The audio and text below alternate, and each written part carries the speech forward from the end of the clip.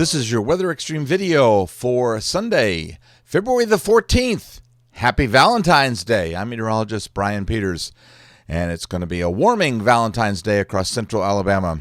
Surface map this morning features a rather large high-pressure system over Pennsylvania that is influencing the eastern third of the country. We also have some winter weather stretching from the Dakotas down into Kentucky and over into Virginia.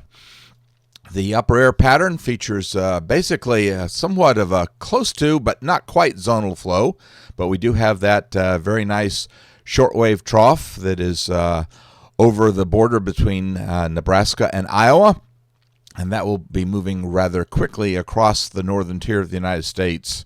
Temperatures this morning still quite cold across the western Great Lakes and over into New England, with a good deal of minus values reported there. Winter weather advisories extend from the Dakotas down into Missouri and then over eastward into the Carolinas, especially North Carolina and Virginia. The pinkish areas are winter storm warnings, while the purple areas are generally winter weather advisories. In the pink areas, we're expecting on the order of 3 to 5 inches of snow, while in the purple areas, they're expecting about 1 to 3 inches of snow, and most of that snow should be over by early on Monday. So if you're planning travel northward, you need to maybe check on the roads in the areas that you're going. Across central Alabama, where most places are basically in the 20s this morning, and this will be a good time to kiss those 20s goodbye. We are not going to see 20s at least for a week or so, and perhaps even a little bit longer.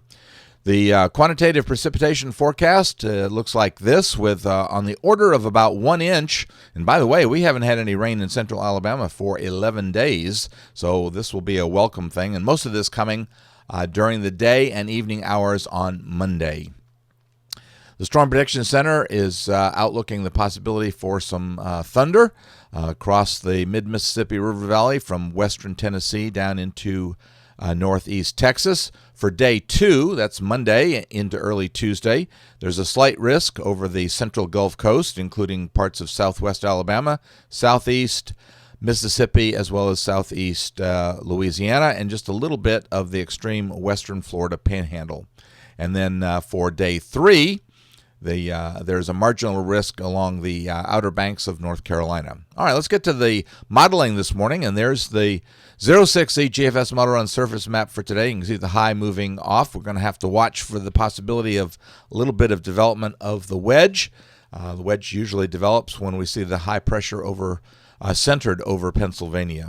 In the upper atmosphere, by Monday, the trough that's moving into the central plains there is beginning to deepen a little bit, and as it does, it's generating a surface low that will be moving from Texas into northern Mississippi on Monday, and that's when we turn rather wet, and also with the threat for severe storms. Looks like the dew points will be confined primarily, or the better dew points will be confined primarily to that area outlooked by the Storm Prediction Center down in southeast Louisiana, southeast Mississippi, and southwest Alabama. The dew points do get up into the mid-50s this far north, but it looks like with the cold air aloft and the warming that they'll see down along the Gulf Coast, that'll be the area for the greatest likelihood for severe storms. And the threat is primarily damaging wind, maybe some hail, as well as an isolated tornado or two. That first trough moves into Pennsylvania, headed for New England, but another one falls in right behind it on Tuesday. So that takes the surface low up into New York, and that drags the front through our area. But notice we don't go to an extremely quick northerly flow, so temperatures are going to remain somewhat mild. And in the upper atmosphere Wednesday, we can see that the amplitude of the trough is not nearly as high. So once again, this is not going to be an especially cold outbreak. We see on Wednesday the surface high centered over the southeastern U.S., along with one up in the western Great Lakes area over Wisconsin and Minnesota. So we're not going to be seeing a real bad cool down. By Thursday, we begin to come under the ridge, so that will warm things up very nicely as we see temperatures get into the 60s.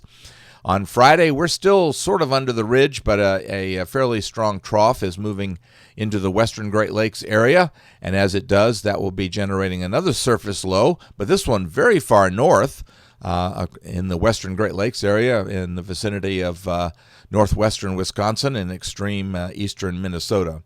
So we'll be staying relatively mild as we head into the weekend. That trough moves off but stays very far north and stays up in Canada primarily, nosing down into the mid-Atlantic states. But we stay nice and mild with a large high-pressure system over the area. And by the way, the GFS was doing this yesterday. It's producing some risk of a shower or two on Saturday.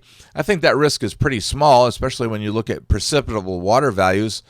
They actually stay below about 1.4 on a maximum across central Alabama. So it looks like the threat for any kind of showers on Saturday is going to be very, very mild or very, very minuscule as the front washes out. The upper air pattern goes nearly zonal for us on Sunday, and again, that keeps us mild, but we're watching the development of a low off to our west once again. Looking out into Voodoo Country, the GFS is now suggesting by the 24th of February that we could see another shot of cold air, and this one might bring us back into the 20s for lows. And then the overall pattern for the long-range period, for the Voodoo Country period, you see this is on Friday the 26th. The overall pattern is for a trough over the eastern half of the country. And then when we get out to the very end of the period on the 29th of February, there's a very deep trough over the eastern half of the country, and that certainly looks rather cold for us, if this indeed comes true. Well, that'll do it for the Weather Xtreme video for this morning. James Spann will have the next edition first thing on Monday morning. In the meantime, once again, happy Valentine's Day. Hope that you have a great day, and Godspeed.